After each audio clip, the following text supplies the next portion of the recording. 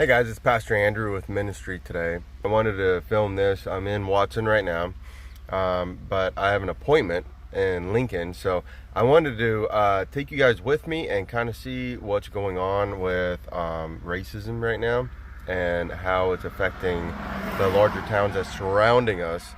These signs that you see on the right side of the road are the signs of BLM, the Black Lives Matter, and each life that has been lost to the injustices of the United States. These are right here in Lincoln, and these are the names that we should remember too. That should resonate on our hearts as people are oppressed around us, as our Christian call calls us to free the oppressed. This is part of our baptismal covenant as United Methodists that say that we accept the freedom and power God gives us to resist evil, injustice, and oppression in whatever forms they present themselves. That I just got back home, and what I saw up in Nebraska was that everything was quiet. You know, after the unrest that we saw yesterday, and I don't know what tonight will bring, but I know right now when I saw their capital, people were mowing, people were taking care of stuff. It was life going on as normal. But there's something that's deeper. And, over the last few years, I've been studying this. And it's a hard thing to hear as a white American male to say that we live in a racist country. And we do. We really do. And, I guess one of the things that need to be said is that we need to take responsibility in who we are as Americans and what we've done to perpetuate the situation in which we're in right now. I recognize my rights as an American citizen. I recognize my rights as a Christian pastor.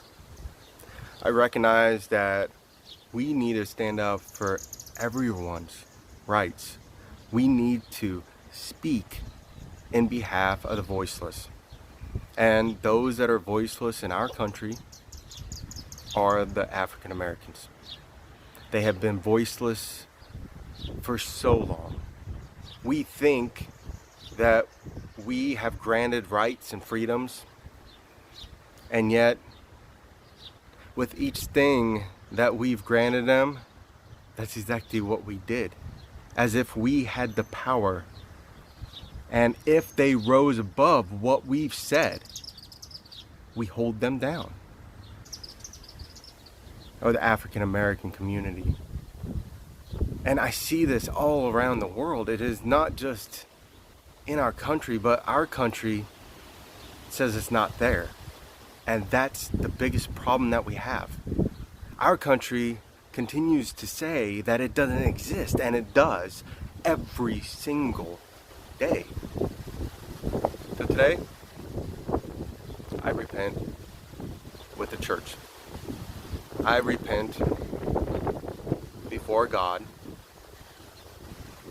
in any way that I've participated in racism, in my thought and in my deed, in ways that I have been aware of them, and then there's ways that I haven't even been aware. I know I still have a long ways to go, but I am willing to open my eyes. Church, our Christian call is to free the oppressed, to lift up those that are downtrodden, those that don't have a voice, and those that every time they step forward in a way that we haven't told them they can, we say, that is not the right way, and we shut them down. Folks, when people peacefully come together to stand up for their rights in this country, and we allow others to come in and start destroying things, we need to wonder, what is it that we're doing as a country? There are things that are said that are just insensitive. When we say that rioters are just thugs, we are actually saying that there is a stereotypical black male out there that's doing harm to our cities. When we say that I can't believe that they all act that way, we are systematically labeling another person, another race, to be thought of as less than. Why is it that when we go out there and something happens as white individuals, we say each of us need to be treated individually? And we need to ask ourselves that. You know, I've been told all my life that I can be anything I want to be because we live in the United States of America, and I believe that. But you ask our African American brothers and sisters that, they don't always have the dream of being anything that they want to be, because there's only so much that we've allowed them to be. That statement right there boils my blood.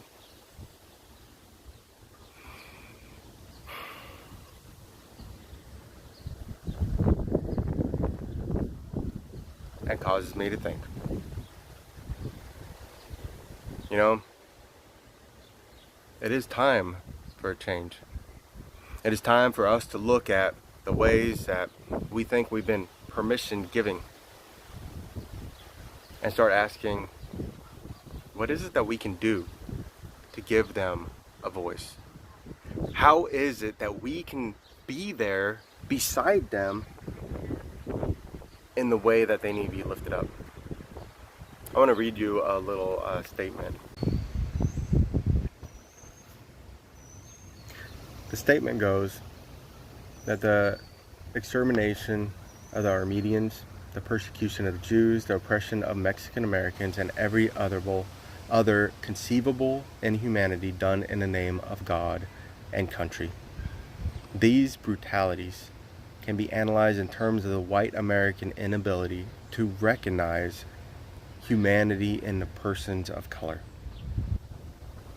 If the oppressed of this land want to challenge the oppressive character of white society, they must begin by affirming their identity in terms of the reality that is anti-white. Blackness then stands for all victims of oppression who realize that the survival of their humanity is bound up with the liberation from whiteness. That is a powerful statement. I first read that when I was in seminary. And I have to tell you that when I took my seminary class that had that in there, there was a lot of people that had many strong thoughts and ideas about this book, because they could not understand why they were being called racist just because of their color, the color of their skin. I can't imagine being labeled because of the color of our skin. But that is what happened, isn't it? Well, you know, I, some years ago, began to ask myself, why is this the same thing that I keep hearing over and over again from our African American community? And so I started listening. And then as I have taken classes, as I've studied black theology some, and I've only scratched the surface of it. I am not claiming to be an expert by any stretch of the imagination. I have a lifetime of learning to unlearn what I've learned. But we as a white society, and that's what we are, have set up guidelines that truly do keep other people down.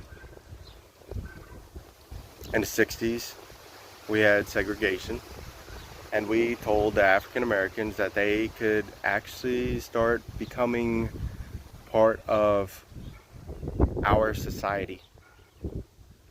Did you hear that? Our society. This is the people that were already free. So we say that we made huge strides, but they could come into our society dressed as white people, acting as white people, and that is the way that they could assimilate. We asked them to lose their identity. We continually ask them to lose their identity, from slavery to segregation to places where they are not upheld as equal citizens in the United States. They have so many harassments. And yes, I understand that some of us do go through some of these very things that have been mentioned. But the majority of us don't. The majority of us, we can have a dream and we can strive for that dream and we can achieve that dream because that was our dream. But for African Americans, that's not always the case. In fact, that is seldom the case. And I was wondering if it was just here in the United States, and as I've traveled, as I've went to other places and I've seen other countries like South Africa,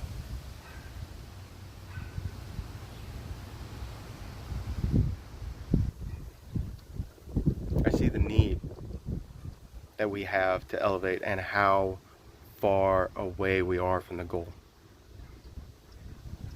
We are not an equal nation, but we need to be. And so maybe this is the time that we actually listen when we realize that it is us that are doing it. So I repent. I repent of any way that I've ever taken place in racism, in a racial joke, in the ways that I've perpetuated keeping down an entire race of people. I repent of the unknowns that I have perpetuated and the very things that I was told about their races.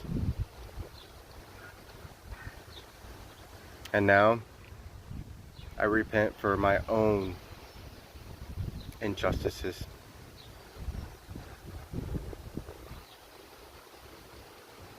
My own biasness. And I pray that God continues to open my eyes and open my mind and open my heart to the possibilities that He has in store for me, and in the ways that I can be open to the African American community and the understanding of what it means to be an oppressed society that needs to be freed. Ladies and gentlemen, we may ask what we can do in our area because we are removed from this, but we're not removed from this. It is just us taking a moment to say, you know what? I've been a part of it too. And how can we begin the change? How can we get rid of these stereotypes? How can we love our neighbor and care for one another?